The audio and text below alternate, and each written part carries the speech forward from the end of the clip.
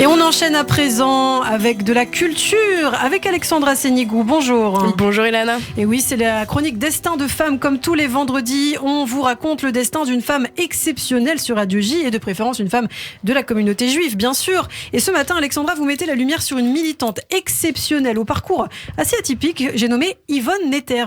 Tout à fait Ilana, c'est une femme de conviction que je vous propose de découvrir ce matin. Tantôt résistante, avocate, militante féministe, elle n'a pas peur de porter les valeurs qui lui sont chères. Sioniste convaincue, elle a également contribué à la fondation de l'État d'Israël avant de prendre un tournant particulièrement étonnant. Vous allez le voir. Alors on parle d'Yvonne Netter, originaire d'une famille juive bourgeoise alsacienne.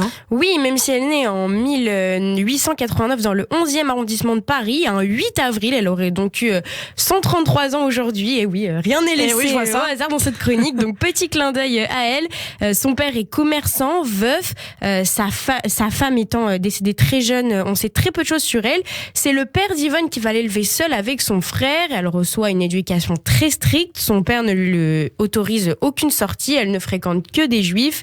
Yvonne vit dans un milieu très fermé et elle rencontre son mari à l'âge de 20 ans. Petite anecdote, c'est un mariage arrangé. Les deux fiancés ne se connaissent si peu que le jour du mariage en 1911, ils ne se reconnaîtront même pas. Ah oui, d'accord. Okay. Oui, on est loin des mariages d'amour d'aujourd'hui. Oui. Alors quand la Première Guerre mondiale éclate, Yvonne, avec son brevet en poche, décide de s'engager en tant qu'infirmière. Elle a beaucoup d'ambition déjà. Oui, elle divorce d'ailleurs de son mari peu de temps après la guerre et son père la pousse à reprendre ses études. Elle obtient alors son baccalauréat puis devient avocate en 1920. Elle a des convictions déjà très affirmées. Elle choisit d'ailleurs le travail de la femme mariée comme sujet de thèse, un thème qui annonce les combats encore difficiles à cette époque qui porteront toute sa carrière.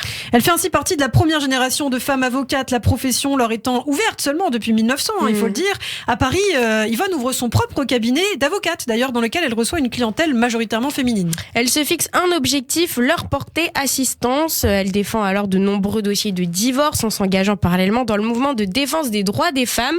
Et elle publie le Code de la femme. C'est un manuel sur le droit destiné au grand public et relayé bien sûr par la presse féminine et féministe de l'époque.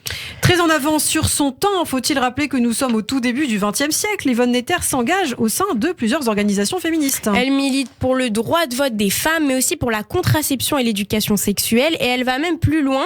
En 1933, elle crée le Foyer Guide Féminin Boulevard Montmartre à Paris. C'est un centre d'accueil qui propose entre autres des consultations juridiques et des offres d'emploi aux femmes. Alors on parle de la cause des femmes, mais un autre combat va aussi animer Yvonne, c'est le sionisme. Elle était un grand soutien du mouvement sioniste. En 1923, elle fonde et préside notamment l'Union des femmes juives pour la Palestine qui adhéra plus tard à la Viso.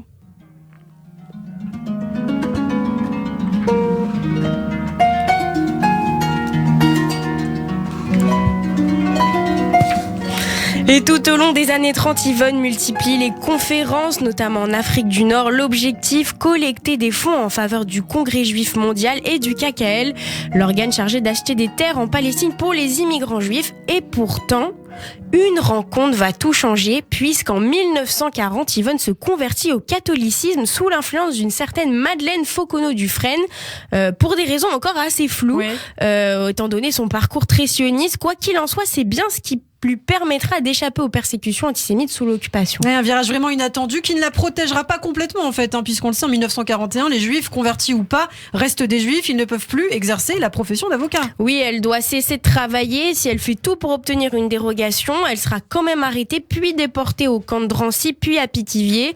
Mais Yvonne a une bonne étoile. Son amie Madeleine l'aide à s'échapper du camp. Les deux amis vivront cachés jusqu'à la libération et Yvonne Netter s'engagera même dans un réseau de résistance.